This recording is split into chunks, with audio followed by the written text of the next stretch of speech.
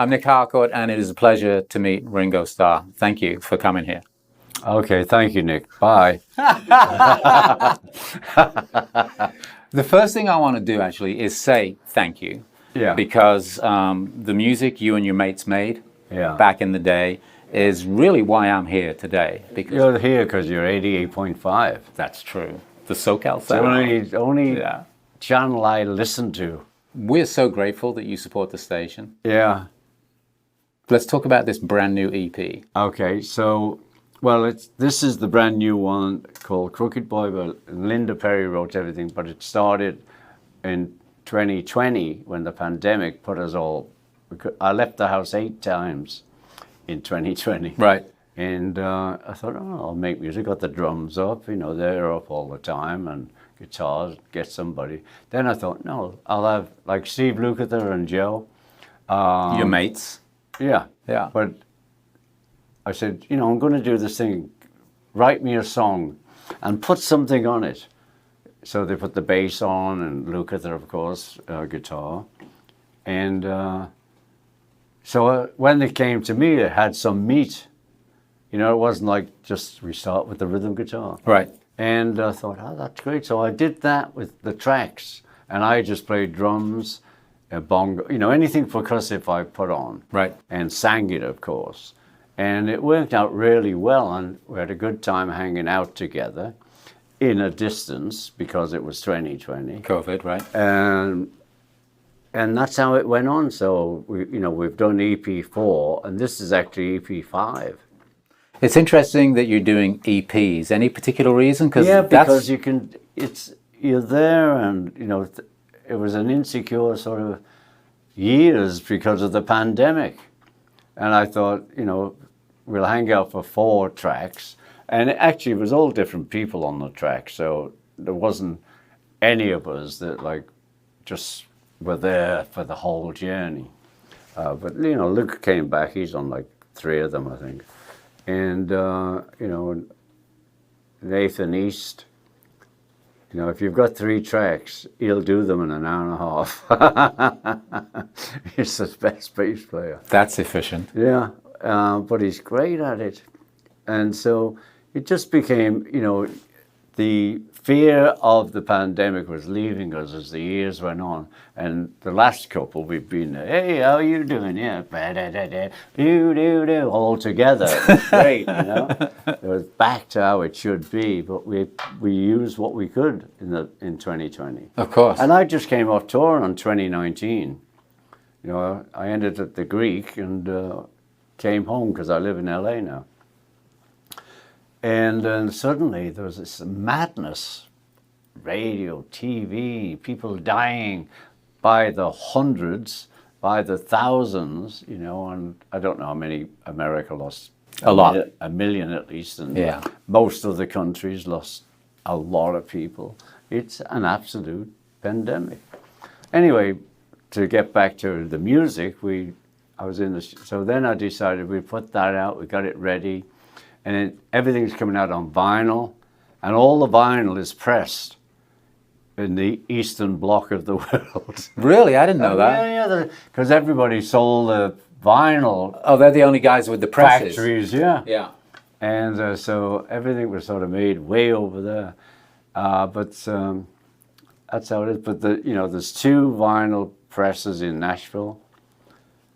Jack White. Yeah, third man. And one of Linda's friends, a lady, has one. How did you and Linda connect? Because what I've been doing, I've just did Mike Campbell, because we did a song together. He wrote me a song. And I would call people, and I wanted people I hadn't worked with. And, we're talking with someone about Linda. I said, oh, give her a call, see if she's got a song.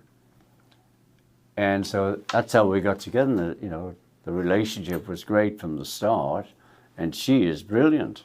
So, I mentioned Mike Campbell because I just was interviewing with him. Yeah, just when we came in, I think you just finished talking. we were both on someone else's track, and it came on the radio, and I heard the guy say, yeah, and you know what, Ringo's on drums and Mike Campbell's on guitar. I'm going to give Mike. I've met him a couple of times, but never worked really with him. And I said, have you got any songs? He said, well, I'll bring some over. We were just talking about that. And we had this rock song he'd written, but so I'd never worked with him. But see, you know what I mean? So there's 25% of the people on the record, it's my first time working with them. You know, but Ben Montench is on everything I used to do. He's on one of the EPs, and Lucas is on because he's an all-star, and he's my last best friend. And, you know, it's just great mingling with other people. Yeah, and after being, you know, stuck at home for a year or two, being back out there. You mentioned the All-Star Band, and I know that you're going to go out on a run pretty soon, right? Including a little residency in Vegas at the beach. We're doing 6 gigs in May. In May we go to Vegas. We have 6 gigs, but I've made them put 2 other gigs in either side each week. So we do the Tuesday, we got Wednesday, Thursday, or we do Wednesday maybe, we've got Thursday, Friday. So I put a gig in there. So each week we're doing 4 gigs. And then we go to Mexico and do 2. That will be fun. Yeah, and Mexico City, I love Mexico, they love me, and it's always good. I've never actually been to Mexico City, but I'm going. Actually, a couple of days before you're there. Unfortunately, I'll have left, but I'm very much looking forward to Mexico City. What's been your experience there before? Oh, great. I mean, it's great. You know, I've toured that whole part of the world, you know, Brazil and Argentina and Mexico City, and it's great because they love music, you know. You know you're in a country, never mind a town, that loves music, whichever one you're in. And anyway, Mexico City is great for me, and they love me in Mexico, and I love them. And so we get a lot of people. And I'm looking forward to that. And then they said, okay, then we'll come home and say, I put this together. Got the band already. Yeah. Let's do some more. So let's do 2 more, right? Like stop-offs. So we're doing 2 in Texas. Who's in the All-Star Band on this run? Colin Hay. Love Colin. Stewart. Yep. Steve Lukather and Edgar Winter. Nice. Well, the new EP is called Crooked Boy. Yeah. When you put a set together these days, are you playing the new music? Is that first and foremost, or are you playing? No, I'm not playing the new music. Right. I'll mention it. I thank the 5 of them for buying it usually. But I've noticed through the years that, you know, we've been out, we've had records out, CDs out. Been doing it for 36 years now, and I'd say I'd like to do a track from my new EP, and you can hear. Everybody goes to the bar? Yeah, they're all they're going to buy a T-shirt or something. You know, okay, and so I don't do it anymore. Right. And you know, a side story to that was years and years ago, Elton was playing in a stadium in England, and I was with his mother. Anyway, he was a bit prissy that day, and he came on and he said, "I'm only going to do tracks from my new album." Well, not only did a lot of the audience left, his mum and I left. And we went to the pub because we were waiting for, you know, all his great songs. We talked about EPs, and I know you did a playback of Crooked Boy at the Amoeba here in Los Angeles yesterday. And you told me something that I didn't know, and apparently you didn't know it either, that along with Record Store Day, there's also a Vinyl Day. No, I told you that. You just told me, yeah. Yeah. Yeah, who knew? But I didn't know. And you talk to a lot of people, do you know, like Linda knew. You know, she instigated this. Right. And it's Vinyl Day, and, you know, she talked to Bruce Resnikoff at Universal, and they sort of fixed it up that we could do something to, you know, help record stores. I don't know if they need help. And vinyl.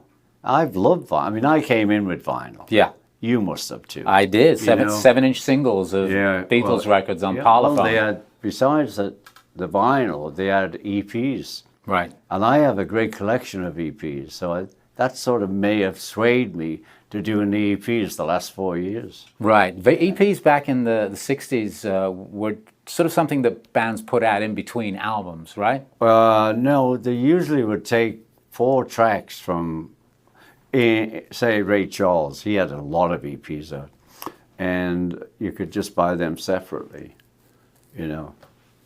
My son, let me just tell you this, when he was a young lad, and, you know, I'd play music all the time. I learned that from my stepdad. And he comes over one day saying, "Oh, Dad, you've got to hear..." He had an LP under his arm. "You've got to hear this." I said, "Oh, who is it?" He says, "It's this guy called Ray Charles." And I said, "Oh, well, let's go put it on there." Right. I didn't say, I've heard him for years. Yeah. I learned from my stepdad. Yeah. "Oh, great, let's hear it." Because he never put my music down. And I took that with me through my 3 children. That my stepdad, "Have you heard this?" Be Count Basie or something. Or Sarah, "Have you heard this song?"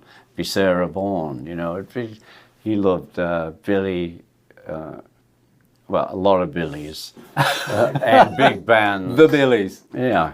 And so I thought, I do that with my kids, and I hope they're doing it with their kids. Because a lot of families, you know, turn that music off. So when I was a kid, my dad grew up in World War II, and Billy Eckstein. That's what I was thinking. Go on. And he was into big bands. That was the music of rebellion when he was a kid. Yeah. And I remember him playing it around the house, and I was playing something weird, and he was going, "Get that crap off. You need to listen to this." And I'd be like, "Oh man, Sinatra, whatever." You know? Yeah. It wasn't until later that I really sort of started to understand that music. Did you get it as a kid? I loved it. Yeah. I did. And, you know, Luxembourg, the country, they had a tower, because the BBC were not playing anything new. Yeah. And they played the Alan Freed show, and that was great. And one day, the first time I heard Little Richard was on this radio show. And Little Richard, and we're like 16, 17, and Little Richard goes, "Shag on down to the Union Hall." Oh my God, did you hear what he said? We were like teenagers, you know. Right. Shag on down, which means a lot different in England. And if whatever was happening at 4 o'clock, we would, on a Sunday, Roy and I would go and listen to this program. And, you know, we heard for the first time on that channel, Willie Nelson. I was surprised because Willie had a suit on in those days. Yes, he did. And a waistcoat. And short hair. Yeah.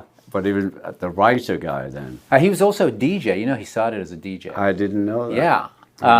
So you're talking about Radio Luxembourg, 208, yeah. I think was their call signs.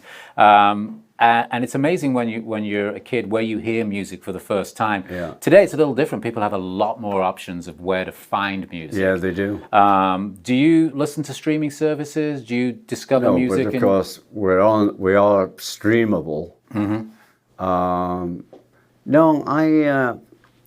you know, I do buy some tracks on the Apple. Right. But mainly I like to hold it as well, you know what I mean? That tactile. Buy it. Yeah. But, you know, yeah, I've streamed, but I'm not like, that's how I listen. Some kids now, they only stream. You know, they don't have record players of any type. Right. And it's just a streaming thing, you know, or like in the car, 88.5. They have to put that on for me. Again, I want to say thank you because you listen to my radio show, and you've been so good to the station. You wear our swag, and you're really good to us, and we're really grateful for that. Yeah, good. Now, maybe you'll play my record. I'm playing it. Okay, good. I'm playing it. We played February Sky the day it dropped. Yeah, 7:30 in the morning. 7:15 and 9:15. Yeah, I read that. I thought, what? Yeah. Are you up? Yes, I'm okay. up Just at checking. 7:30 every day. because I get up for the light. You mentioned Willie Nelson. Yeah. And I did hear that you are potentially working on a country record. I am working on a country record. Can you give us a little more than that? Willie's probably not on it. Okay. But he's been on one of my tracks Right. years ago, and we bump into each other. We're like old pals. Was country music something you listened to as well? I love country music as a lad. I love country music. Right. And,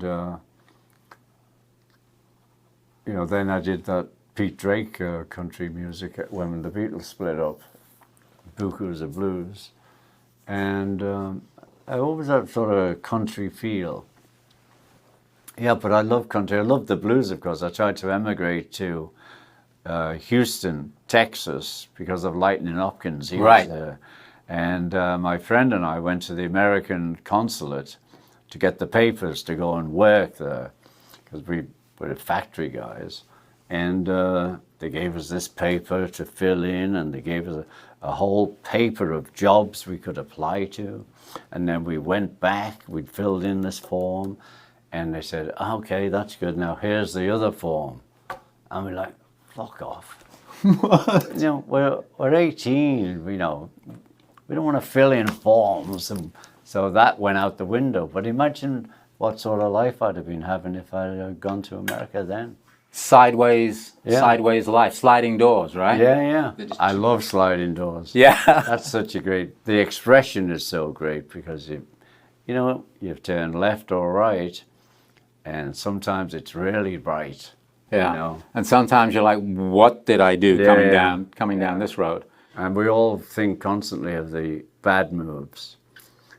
We think a lot of the good moves, but those bad moves keep moving in. So I know peace, love, broccoli. Peace, love, and broccoli. I've got your wristband on here, so thanks for that. Thanks for talking to us. It's been such a pleasure. Nick, have a good life. Yeah. Peace and love, brother. I'm doing my best. And to all those people who won't see us, will they? Well, yeah, peace and love. Ringo Starr on 88.5, the SoCal Sound. I'm Nick Harcourt. Thank you. On 88.5.